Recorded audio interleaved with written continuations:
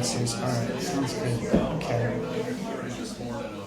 I think this is working. I think we can start, right? I know there's some folks downstairs. Can everybody hear me okay? Oh, that's great. Thank you. Very excited to be here. Thank you for coming, and happy November. I can't believe we're still having this beautiful weather, so thank you so much for taking the time today and being here with us. My name is Tim LaBouthier. I live and have lived in Unionville for a long, long time, and I'm really excited to be here on behalf of the Unionville Museum to talk to you a little bit about the Myrtle Mills and also share some of the wonderful things that we have from its heyday in the 1960s and 70s. I want to just start by thanking a lot of folks that made today possible, and we're really excited to, as I said, to just kind of be out and about and bringing our history in town alive. So thank you again for coming. So again, thanks to the Farmington Valley Historical Network for sponsoring today's program. And we're happy to be invited, and also obviously to the Burlington Historical Society. I know there's a lot of board members here and docents and things, so thank you. You have an amazing facility here. I was saying I work for Hartford Healthcare, and I for 20 years worked at Charlotte Hungerford Hospital out in Torrington, and drove by here twice a day and never had a chance to come in this building, and I always wanted to, so today is an extra special treat for me. Everyone involved with this building has done an amazing job, not only keeping and maintaining it, but also the collections inside. We know all about at the Unionville Museum what it's like to maintain an historic building, so we know what challenges it is, but I think we did well. And I'm hoping that everyone downstairs can hear me as well. Please let me know. Hello, everyone down there. Thank you for coming as well. So thank you. I also want to thank really the two folks from the Unionville Museum Board that really made this possible, did a lot of research, and are experts in the field of mills and our history, and that's Ann Raymond and Drusa Neely, both of them. Drusa's here today, Ann as well. They did a lot of the research here. As I used to say, I used to just be a pretty face, but now I'm not even that. So I'm here to deliver some great research that my two colleagues on the board have done. So today we're really going to focus on just really the store of Myrtle Mills, all right? And I know that many of us remember the store. The story of the actual building, we'll have another talk, and we'll talk a little bit about that, because there's a great and storied history of the actual location and all of the mills in Unionville as well. I know many of you are familiar with the downtown area. Currently in Unionville, the Myrtle Mills building that we're talking about today is called the River's Edge. It's the River's Edge Plaza where CVS is and such. And also the Annex, which was across the street, is where the dollar store is now. So we'll talk a little bit about it, and then I have this really amazing piece of history here that was almost happened but never did. And taking a look at this for the folks in the, anyway, that we'll get to that, but really cool rendering of what the future was going to look like in 1968. So the building was called the Broadbent Mill. It had many different iterations over the years, but and it was also owned by the Unionville Manufacturing Company. So they manufactured various different things on the mill location, but today's story is really about discount stores, right? And the fact that the mill or Myrtle Mills was really one of the first discount stores. So most of us probably shopped there one time or another, or we've been to discount stores. We understand that's Walmart, that's Big Lots, Ocean State, Dollar Tree, obviously now in Unionville. But Myrtle Mills was really one of the first stores in Connecticut to sell directly to consumers at discount prices, and the forerunner of really today's discount stores. So it was kind of the beginning. Now, it was a factory store, so much like outlets that you may go to, not so much anymore. I mean, now we have outlet malls where you go and they just ship the products in. But in the old days, an outlet was probably where they were actually manufacturing the product, and then you just went there and you bought it as well. Like, for instance, the Waring factory, right? We know up in Barkhamsted? New Hartford, sorry, thank you. I know that they actually produced the blenders there, right, or the Waring products, and then they actually sold them out of there. So that was kind of the way it was here at Myrtle Mills. They produced yarn, and then they sold the yarn out of Myrtle Mills, and then they also obviously had knitting, and they produced all kinds of clothing. We'll get to that. So it really is an interesting story. So its humble beginnings as Myrtle Mills was, it really starts in Brooklyn, New York. So there was a knitting mill. It was owned by Rosa and Max Rosenstein. It was established in 1902 in Brooklyn, and he had decided that he would like to move it out of that area. So in 1921, he came to Unionville. He saw the broadbent factory. He loved it. And he contacted the town of Farmington or Unionville and asked them if they would be interested in helping him relocate his company. So Myrtle Mills' move was really, it was kind of made good on a threat that he had made. So he was a very interesting and astute businessman. And he, in Brooklyn, the labor laws in New York were a little generous, or in other words, people were allowed to do a lot of different things and picket his factory. And then they ended up picking his home, which he blamed on Mayor LaGuardia as having established a more liberal police force and such. So he was, because of some of his business practices, picketed and had some issues. So he's like, you know what, I want to move out of town. So he's like, I'm going to move to Unionville. So that's really one of the reasons why he brought his operation to Unionville. So we had lower raw material costs, which was really great. And our town council offered $3,000, a lot at the time, we're talking the early 20s, to cover the cost of moving. So he moved 16 knitting machines, 8 sewing machines, and a winder. And that's what he started with. And he also purchased a lot of new machines. So the investment the town was willing to make, because he was bringing about 125 jobs. So in the 1920s, 125 jobs. This was a big deal for Unionville. So economic prosperity was coming, and he was glad to leave Brooklyn. He had had enough of Brooklyn. So now that really didn't eliminate his issues, because unfortunately he was someone who really was he really he was a tough boss. I guess I'm going to say he was a tough boss. So in 1936, he was actually arrested after he had started because a woman who worked for him, Velma Holcomb, worked 60 hours in 1 week. So, in those days, people worked a lot. And Connecticut also had some very strict labor laws. And so he continued to do that. The state of Connecticut's Department had revealed that women were working at his mill 66 hours a week and putting in 14 hours a day. So you can imagine how hard these ladies were working at his mill. So he had some issues over the years with that, but as I said, really was an economic driver. So sometimes those practices are overlooked, but he loved Unionville. It was a good operation and continued to do business there through the 1950s, and we'll get to that as well. So the mill itself was a creator or manufactured yarn, right? But it also manufactured clothing. And what had happened when World War II really broke out, that was when his business really took off. So in the 1930s and the 40s, they manufactured sweaters, vests, flying jackets, mufflers, and sailors' turtleneck jerseys for the military, for the United States. So at one point in 1941, they received a contract to make specially designed sweaters for the Army Corps of Mechanics. And this was not only kept the men warm in the garages, which were very cold, where they were repairing the engines and tanks and other things we needed for the war effort, but their sweaters were getting caught in the motors that they were fixing. So he worked to design special sweaters that were more tight-fitting, and they were really useful in the actual manufacturing, in helping in the war effort.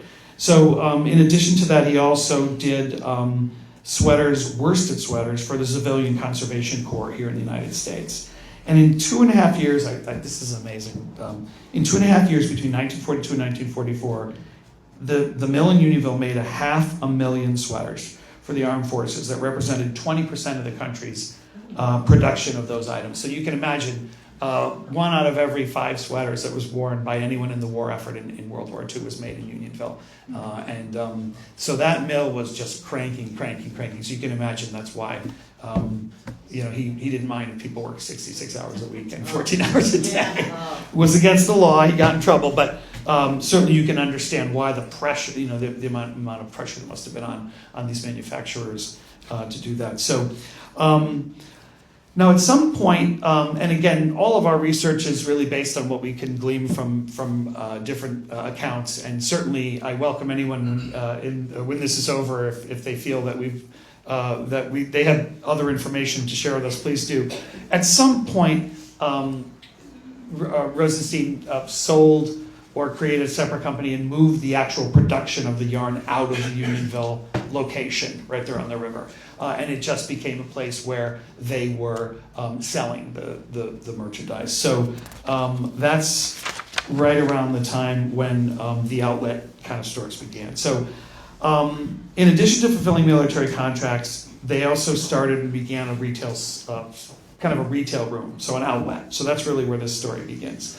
So people not only bought the yarn, but other items, virgin wool sweaters for men, women, and children, snow suits for children, and they also, by the end of the war, after the war, went into men's and women's clothing, sweaters, jackets, ski suits, women and girls knit skirts, top coats.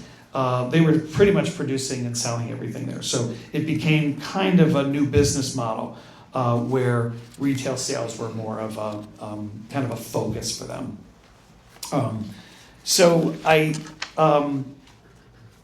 wanted to share with you, and I'm going to pass these around because they're really interesting, some images of the stores and some of the products. But before I do that, I want to really what changed, what really made Myrtle Mill become a discount store, really what changed it from just being a small little retail outlet of yarn to really the store that it became. And that was after the flood of 1955. So like many things that we have, and like many things in the Farmington Valley, and also, the August rains came in 1955 and changed, Unionville, Farmington, Naugatuck, Torrington, all those towns forever. The flood of 1955 devastated Unionville. Lives were lost, homes were lost, buildings near the river were damaged, and businesses were interrupted. Now, Myrtle Mills was located, as you know, right on the river, and it was forced to close. There was about 3.5 feet of mud that ended up being in the store, in the first floor of the buildings. But amazingly enough, they were cleaned out and reopened by September 2nd. So that was really pretty amazing. I'm going to pass this around. There's some really, this is a binder of just what happened to the mill during during the flood. You can see there's a big C-130 flying over Unionville and part of the mill, folks getting rescued. But you can see that the floodwaters just came right through and filled almost up to the 3.5-4 feet up from the first floor, and broke a lot of the windows out, and then it was just filled with debris. So they spent a lot of time that brought these in. There's some really, was a lot of destruction in there too. But this is my favorite picture. I was like, they didn't take the money when they thought the mill was going to get closed. This is a picture of them drying out the money. So I don't know whether maybe that was in a safe and got wet, or I don't know. We were just talking about this earlier. But that's a really interesting picture of them drying out the money. And you can see another really great picture of them you can see the mud and the destruction of the mill. So I'm going to please kind of pass that around. You can get a closer look at that. It's really fascinating. Really, they put this out, September 2nd, just a few weeks it took them to clean all that out, restock, and they started. So the new ad claimed that your dollar will buy more at our factory store. It was a sign of things to come. They put a big ad in the Hartford Courant and said, come on down, we're open again. So it was really exciting. So this really began a new era. So at that point, manufacturing just, kind of stopped. It had stopped, they had stopped making yarn there, but this is when they really decided that the owner, Rosenstein, was going to really kind of concentrate on what he felt was one of his strengths, and that was yarn, right? So he had several patents, and in the 1960s, yarn was started to be made a different way. It wasn't, the old spinning wheels like his father.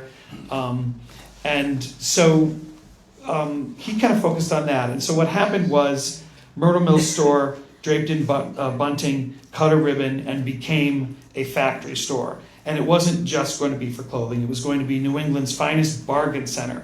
It was a new way of selling apparel, dry goods, and appliances. And the store would be open Monday through Friday, 9 to 9. So all of these, pass these around too. So again, you can kind of see they just decided that they were going to reinvent the store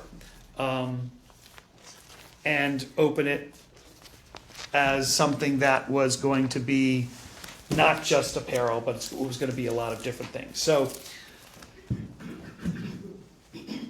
the other concept, which is really interesting, and I think kind of brings it all together, is that this idea of self-service, right? So not only did they open up a factory store, but they opened it up under a new era or new type of shopping.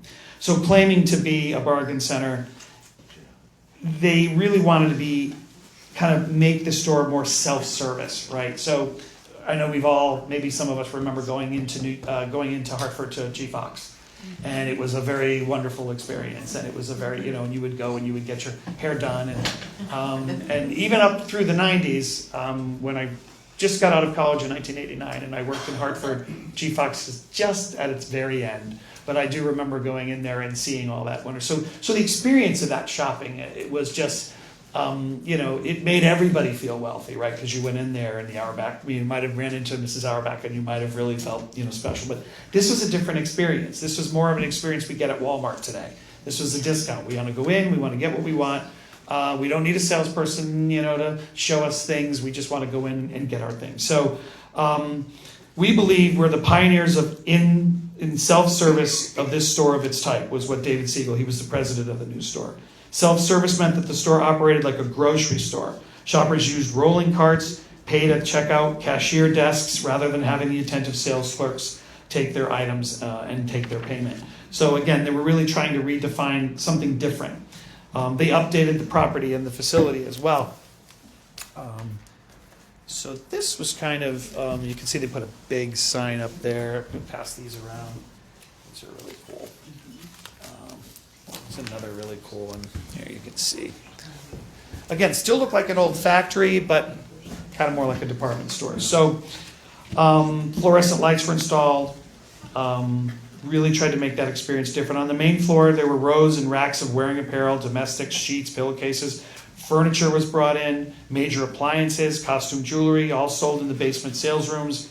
Myrtle Mill's owner expanded what shoppers would buy at Myrtle Mill's by contractors. So lastly, the other different part of this experience is that he kind of made a mini mall, right? So, and this is what many of us will remember about Myrtle Mills, and this is kind of what I remember at the very end too, is that you would go in there and it would be like there'd be somebody selling washing machines, and that would be maybe H.A. Lavery or something. And then, so what he did was he got other folks that sold things to come in and kind of rent space, almost like an antique mall kind of place. So that's why. So he didn't kind of purchase all this stuff and sell it all under that. He had other people selling their wares, their goods, their appliances, and doing their own. So he was just almost like a conduit for that. And that kind of brings the basement kind of sales. So that's how he kept all of the prices low. There was no middleman. He was not the middleman, right? He just said, come in and sell your stuff. And pay me for a little bit of time for a booth, so to speak. So it was kind of like that. The shoe department is an example. There was a shoe department that in many of these you can kind of see the picture. That was a private, separate company that actually just sold shoes there. So one of the really interesting things about Myrtle Mills is how they attracted shoppers, and I'd be interested to hear from folks after how they how they'd heard about Myrtle Mills or how they did that. So different ads and things. One of the things that they promoted a lot in the paper and such in early ads is that you were close. So if you live in the area or just a few miles away, just a few minutes driving time, it's a pleasant ride to Myrtle Mills. So they really kind of pushed this idea that Myrtle Mills was the place that was really easy to get to. The Hartford Courant was really the place where they really did their major advertising. So early ads were all over. In fact, they would do pieces and ads in the newspaper, 16, 18 pages of just everything that they sold. So the circular kind of that we pretty much don't see those much anymore, except I think for grocery stores. But that was a really big deal. And that was a reason why a lot of people know about Myrtle Mills. They came from all over because there really wasn't this kind of shopping experience for these discount prices kind of anywhere in this area. So they were kind of known to be the place where you could come and get inexpensive things. So there was no extra way of selling. It was just a cash and carry for major items. So there was no delivery. There wasn't any of that stuff. It was just a very basic experience. They really tried to get people around about a 20 to 30 mile radius. So now the advertising gimmicks were really some of my favorite stuff, and you're just not going to believe some of the things that they did, which and I'm hoping someone might remember some of these. But they advertised, as I said, heavily in the Hartford Courant, but they were always looking for new products, and it's really interesting to look at these ads to see just how inexpensive everything was. Canaries for 68 cents, healthy, young and healthy. So you'll see those young and healthy canaries in the pet store area. But as I said, multi-page ads were really important. So kind of similar to the Black Friday. It's not so much in the last few years, but I know all of us remember maybe about 10 years ago or maybe 5 to 10 years ago when Black Friday, after Thanksgiving was like the big day to shop, right? Before Amazon and all this. Everybody ran out, and that was like the place to go. And so they did their own dollar days. So in addition to the advertising that they did these dollar days. So promotions were like a $1 day sale they ran it in January of 1960. It was a different item every hour would be offered for $1. The dollar day sale turned into a melee in 1960 in January. And this is in the newspaper, so this really did happen. That's in the newspaper, it's true, right? It's a 1960 newspaper, so I can say it's true. 10,000 people came to Myrtle Mills that day for the dollar sale. The Farmington Police Department had to step in and order. Talking of the chaos, the Myrtle Mill owner, A.J. Rosenstein, said, "Never did we imagine such an overwhelming response to this sale. We never realized that so many people would want to come to Unionville." So again, you can kind of see these crazy people waiting for like, what's going to be $1, at 2 o'clock. But there's the police here. So it's really, so all I can say is I remember, sometimes you see videos on TV of people storming Walmart, but that was probably kind of what it was. So my favorite promotion is this one, and this is really kind of unimaginable as well, only because when I think about what we do and how we shop now. But another special promotion ran in November of 1960. Seemingly 1960 was really their year for crazy promotions, giving children a chance to win a Shetland pony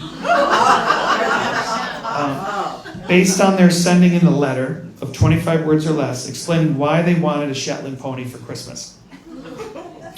And that, I'm going to send this around. This is the advertisement, and you can see the 3 lucky individuals, children that got the ponies. Yes, they delivered the ponies. Entries were judged on originality and neatness by staff from the Hartford Courant and the New Britain Herald. 3 children won ponies for Christmas. Hopefully their parents approved. I'm just thinking, can you imagine, your kid being like, "Guess what, Mom? Guess what, Dad? I want a pony." Yeah, it's not like a canary, right? So really amazing. It's hard to picture a promotion running like that today. Yeah, you can see that. There was a little change that happened right after that. So the late 50s, early 60s, when the first 5 or 6 years that they opened, a lot of great promotions, a lot of, it was extremely successful. In July 1961, it had just been open for 5 years. They had 250 employees. Their sales volume was several $1 million. So it was a very profitable company. But as I was saying earlier, A.J. Rosenstein was really more interested in kind of, he was traveling a lot more because he was doing a lot of work with patents. And as I said, he held patents in nylon yarns and synthetic yarns, and that required extensive travel. So he wasn't really having a lot of time to manage the store. So he brought in the Neisner Brothers, which was a company that operated a chain of 172 variety stores and employed over 7,000 people across the United States, from Connecticut to Texas, Florida, all over. So they would have been kind of a retail chain, and they would come in and manage this particular location. So that really happened, and they renamed it the Big N Store. So I'm assuming there were Big N stores everywhere. And so they would begin to continue the promotions, and they would do that. Now, because Myrtle Mills was so kind of popular and did so well, they opened up a second store. And this was another thing that I did not know, which was really interesting. And we definitely want to do a little more research with our friends in Newington. But in August of 1963, the Neisner Brothers opened a second Myrtle Mills in Newington. And we have like the grand opening ad. It's really interesting. But Myrtle Mills kind of went on the road, and there was a second location. So the ad for the grand opening incited shoppers to come celebrate, claiming they had been planning months, scooping up the biggest values imaginable in Unionville and bringing them to Newington. Both stores were slashing their prices to a new low in every department. So as back-to-school special, they gave children accompanied by an adult ballpoint pens, book covers, and balloons. So it really was, kind of their way of beginning to expand on the popularity of Myrtle Mills. Again, and this is a great ad. I don't have this one blown up to share, but this is where we saw the young, healthy canaries for 78 cents. So it's really fascinating. There was a pet store there, which I kind of do remember. I don't know if anyone remembers the pet store. Yep. It was all there. Yeah. All right. I'm looking forward to hearing everyone's memories. I just have a little bit more to the story. They did have one more really neat promotion, and then kind of things started to kind of wind down for Myrtle Mills. But they offered a promotion, and this is my favorite. In the Hartford Courant that didn't stop with the N store. In November of 1965, the very brand new and exciting Ford Mustang, Myrtle Mills offered a 1966 Mustang as a grand prize. The official entry blank that appeared in the advertisement in the Hartford Courant, simply all you needed was to complete and deposit it in one of the stores. You didn't even have to buy anything. You just had to cut it out of the paper, write your name and address, and drop it in the store. And then you were entered into the for winning. They had additional prizes like a 12-inch Motorola TV, a year's supply of men's shirts, a year's supply of women's nylons, and bikes of all sizes for kids. So again, they gave away a free 1966 Mustang, which is pretty amazing if you think about it. I mean, no stores give away cars.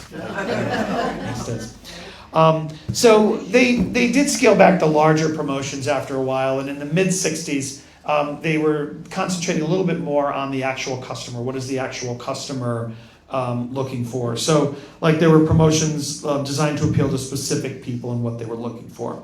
For instance, the bowling clinic offered bowlers an opportunity to bring their bowling ball in and be checked for a fit and a chance to get advice from an expert bowler with their grip and delivery. So if we all remember, there was a really great bowling alley in Unionville as well. So, they were looking probably around and trying to figure out kind of how can we do that. It's kind of like a book club, right, for libraries to get people to read more. So there's really kind of neat things.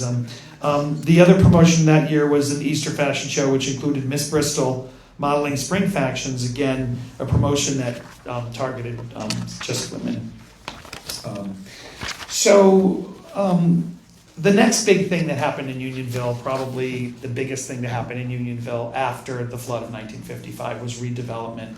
So as we all know, in many of our towns in the late 1960s, the idea of redevelopment became very popular amongst town leaders, architects, visionaries, other things.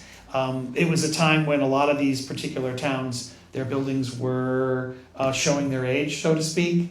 And in the case of Unionville, there was a fire or two, so we had a lot of buildings that were downtown that needed some special care, I think. But this rose to a real interesting movement, and we talked a little bit about this. This is our next talk at some point, where we really want to talk about the effects of redevelopment in all of our towns, but mainly Unionville. In the mid 1960s, our town's redevelopment agency drew up a plan to redevelop about 30 acres of downtown Unionville. Myrtle Mills was one of only 3 businesses that would be permitted to stay or wouldn't be affected.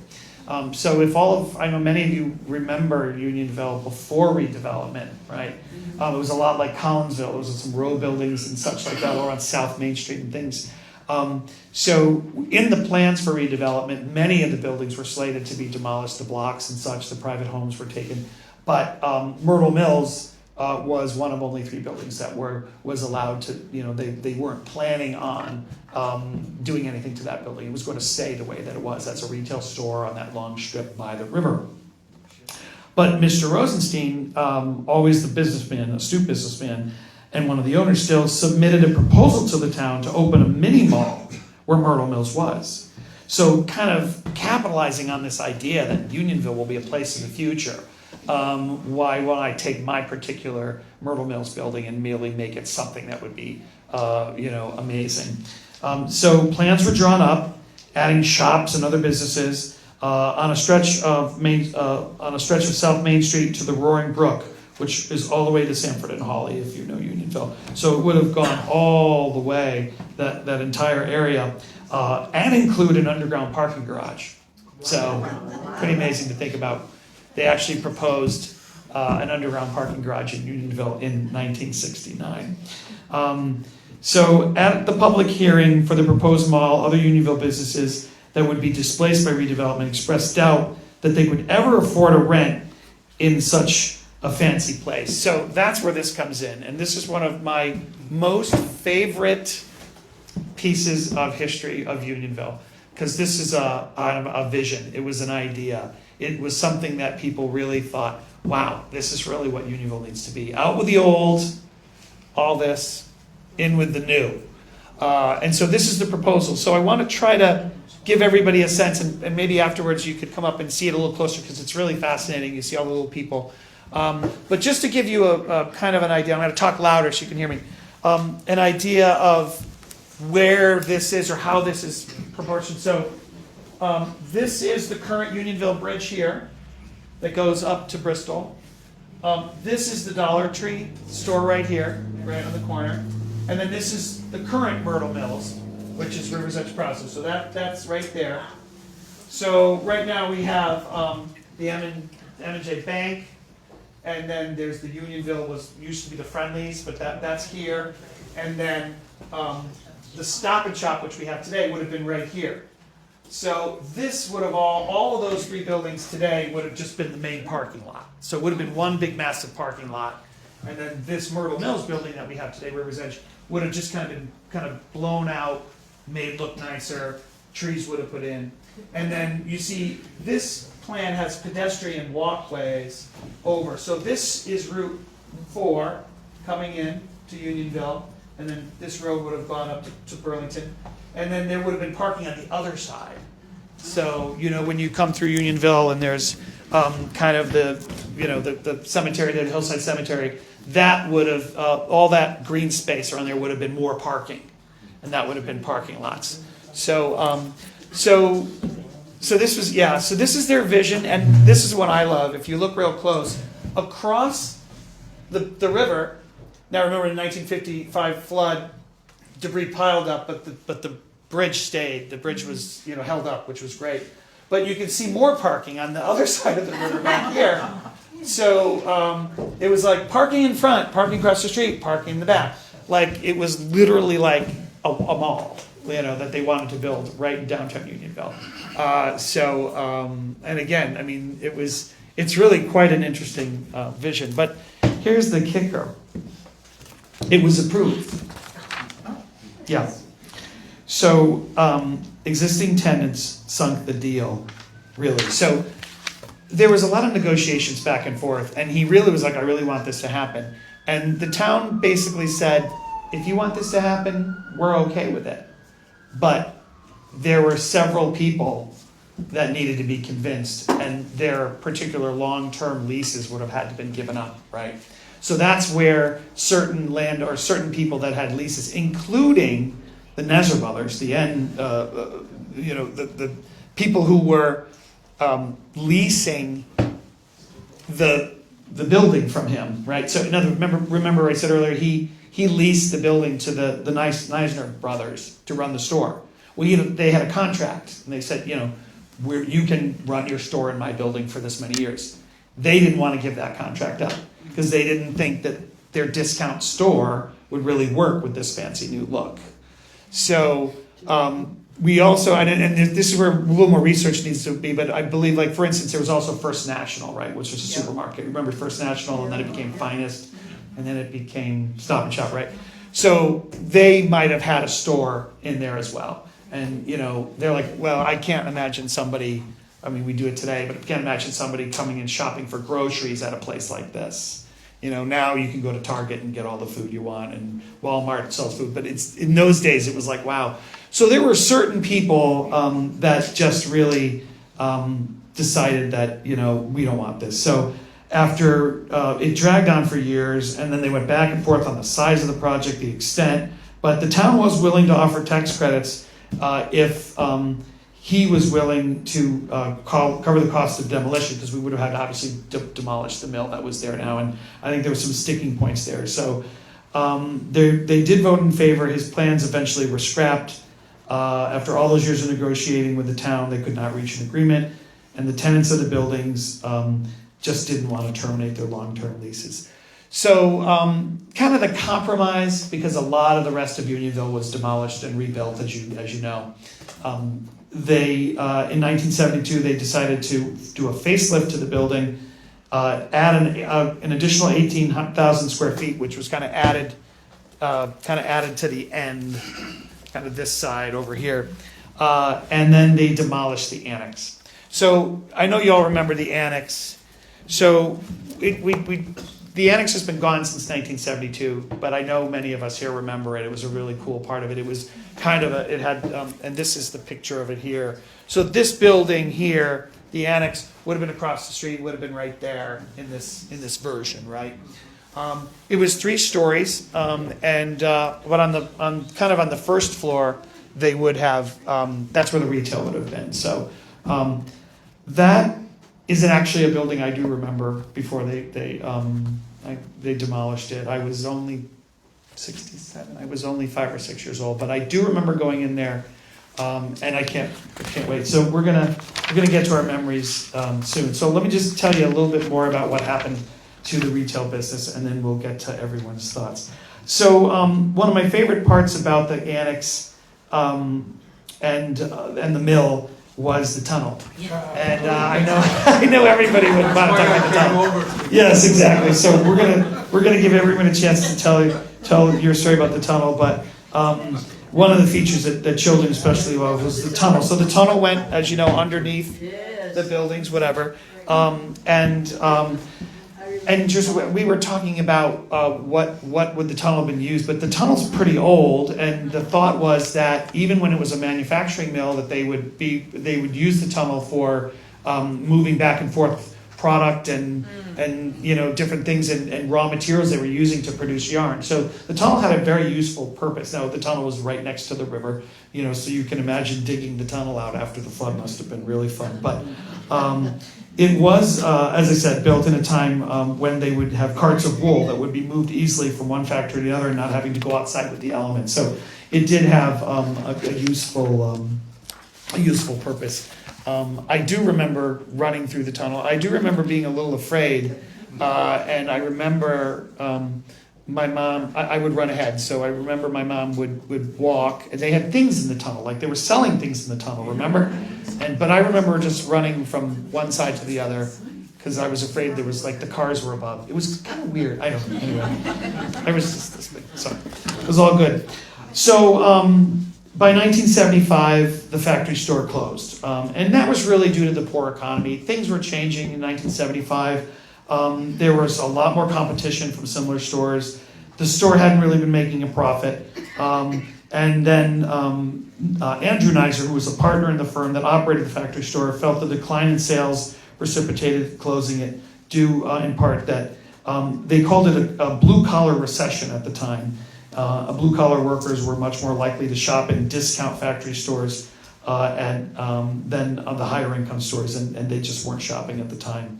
So they were particularly hurt by the economics of the mid-'70s. You remember the gas prices and all that stuff. So that's really led to the demise. Going out of business sale, 40% off. So they all kind of did that. So by 1975, it did kind of close. So the one last picture I want to send around was, and I wanted to just also say that really Myrtle Mills was part of the community for a really long time, and they did a whole lot for the community, and it really became a place where a lot of people just met and shopped and worked, and some of them worked way too many hours, but this is my favorite picture of all, and this is from my own personal family collection. And this is my brother and sister, and if they knew I was showing everyone this, they would be very upset. But there's some right up here, but this is them in their Easter costumes. They were 6 and 7 years old, and my mom had made them stand on Easter and collect money for Easter seals in Easter bunny outfits. And this happened a lot, but it's really great. I was too young to do it, so I guess we would do this too. But really just wanted to make it a point, and how I think it's great that we all have such great memories of this particular building and this operation. And I'm really looking forward to kind of hearing those.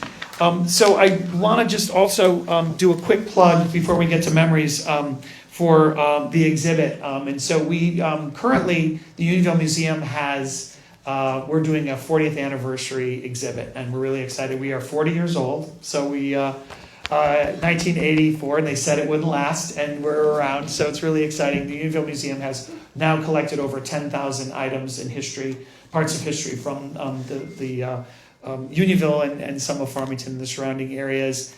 It really came about, the museum, because there were some folks at the time that really saw how disappearing, I think redevelopment really did this, and that was, our town was disappearing, our memories were disappearing, we were losing a lot of this stuff. And so the idea of the original founders of the Unionville Museum were just like, let's just collect stuff. Let's just display it. Let's make sure that future generations are going to understand and really enjoy our history. And so we were able to do that. So we just started to collect things, and people would just say, we're ripping up the trolley tracks in the early 70s that came through Unionville that brought people from Hartford to Suburban Park, the first electrified park in the state of Connecticut. They're ripping it up, and the town called us and were like, we want a piece of that. So we went down and took 3 people and we put the piece of track in our car, and we have that. So we have a piece of that. It's a piece of history. It tells a whole story of the trolley, and that's what's important. So our current exhibit is like a greatest hits, and it's going to be playing at the museum through the end of the year, so there's a lot of time to stop in. And I do hope that if you've got some time on the weekends between 2 and 4, or Wednesdays 2 and 4, to stop in and see it. One of the real favorite signs, and we've had this in storage since for almost 40 years, and this is the original sign from the Myrtle Mills Annex. Toys, automotive, gifts, appliances, furniture, hardware, it's all kind of right here. So that's a picture of it, but please join us and see the real thing. So it's really, really exciting. The other thing is, these are parts of our collection too. I just want to point out, and please take a closer look after. There's some of the original yarn that was produced here, and you'll notice that it says only available at Myrtle Mills, and a lot of this yarn was really special, sought after, and it was only available to purchase there. And when we opened the exhibit, was really excited. Someone called and said, I was in advertising, I was in the newspaper business, and I have a plate from one of the ads from Myrtle Mills. please, would you like it? And we're like, great. And so there's the plate, and they got it. So our two other board members here, Gianfranco and Sarah Amamarco, they took it upon themselves to put this together, and I love it. They did a print. There you go. Thank you, Sarah.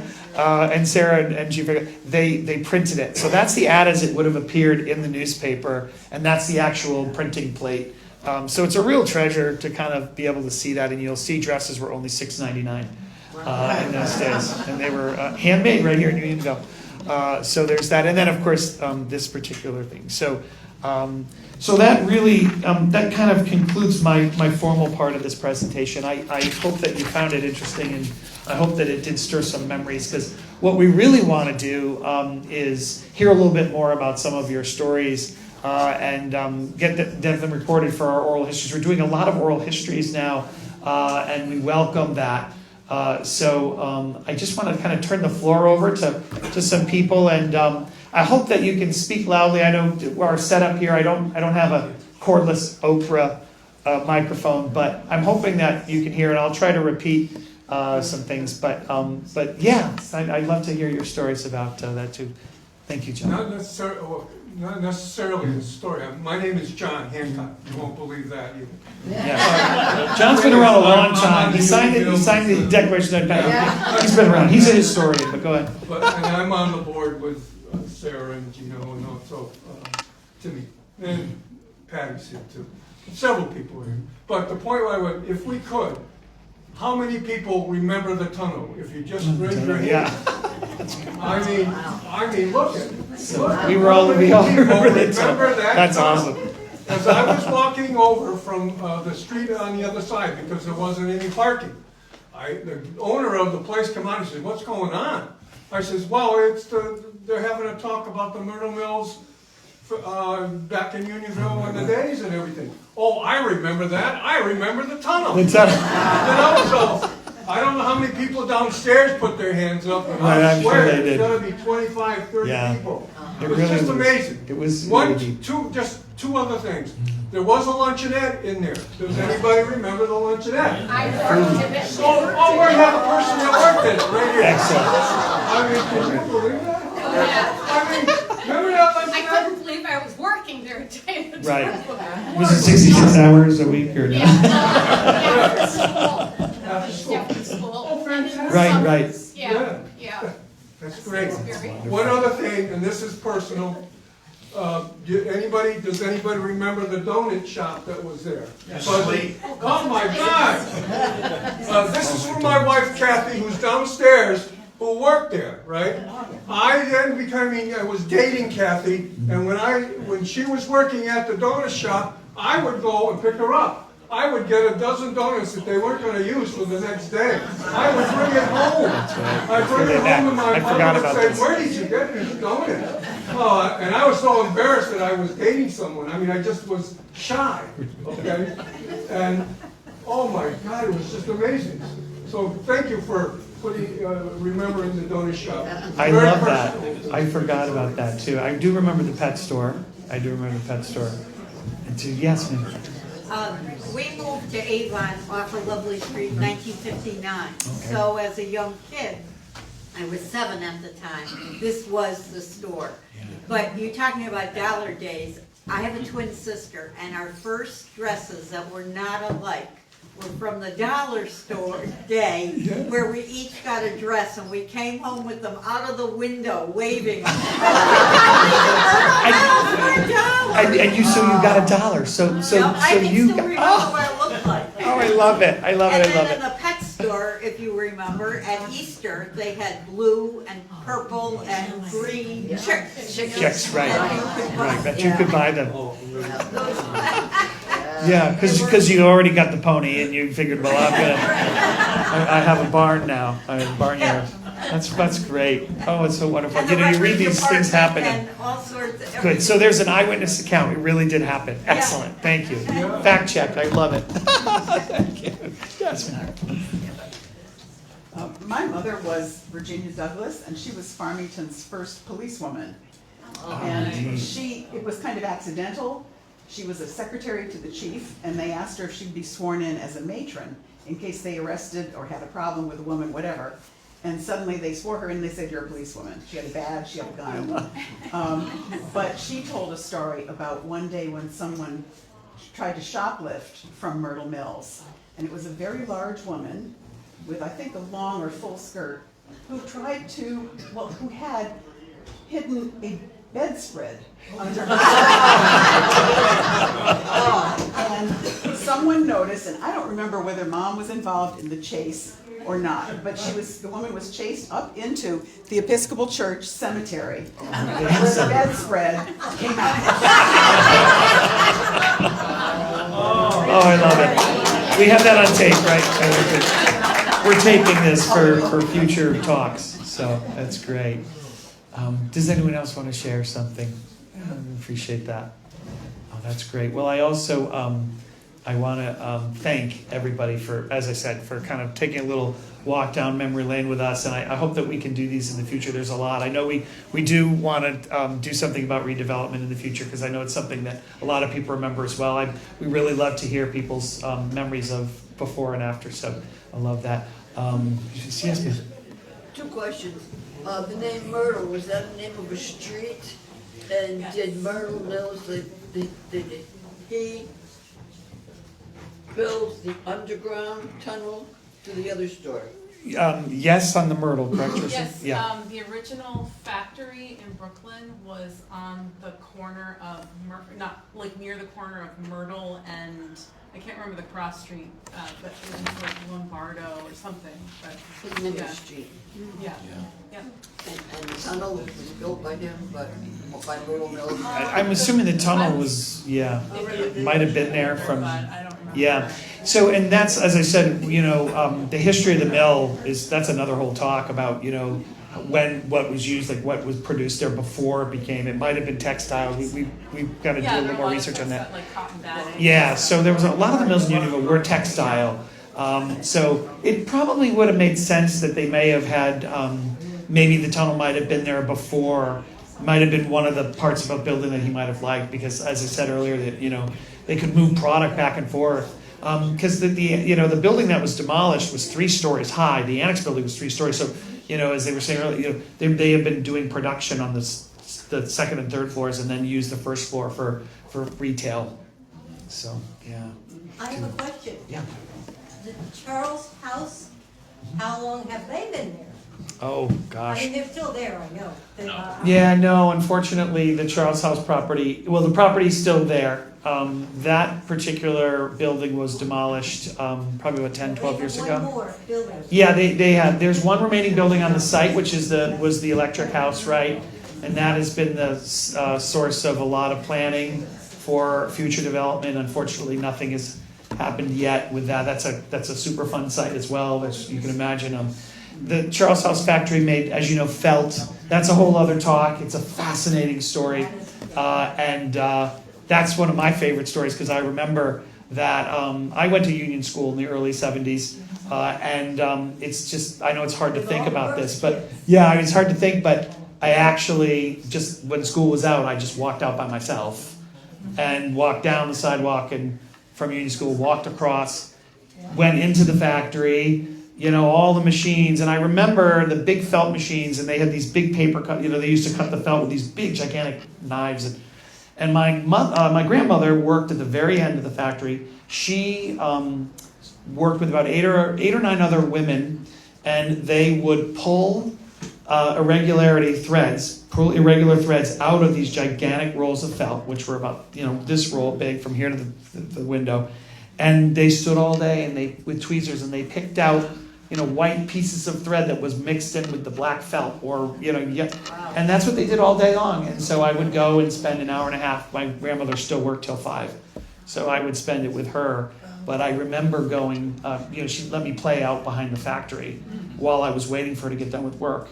And there used to be pipes, and they would dump the dye from the factory right into the river. And I do remember several times getting in trouble, and I have memories of being at my grandmother's house in the sink and her scrubbing the blue dye off my hands. And that was from playing in the river. So I'm happy to say now that the Farmington River is now a wild scenic designated river. It is one of the cleanest, most wonderful. But the story of what we dumped in the river in the 70s is another fascinating story. And it's a testament to how much we've come back and how well when we decide we want to clean something up, we can do it well. That will happen, I think, to the Charles factory site. It will be something someday. We just have to figure out who's going to pay to clean it up and who's going to build it there. But a great story. That'll be the next talk. Thank you. Yeah. Tim, where did the Rosensteins live? Did they have a house in town? That's a great question. I'm assuming. No, I don't believe they lived in town. Where did I? Oh, at least one member lived in Avon. Avon, And yeah. one lived in West Hartford. And one was in West Hartford. Yeah. What year did they finally close down? Myrtle Mills, 1975. Yeah, was the last. Yep. That would be that was kind of the end. And again, we were talking about manufacturing. When the flood hit, there wasn't. Manufacturing was pretty much done in Unionville after the flood.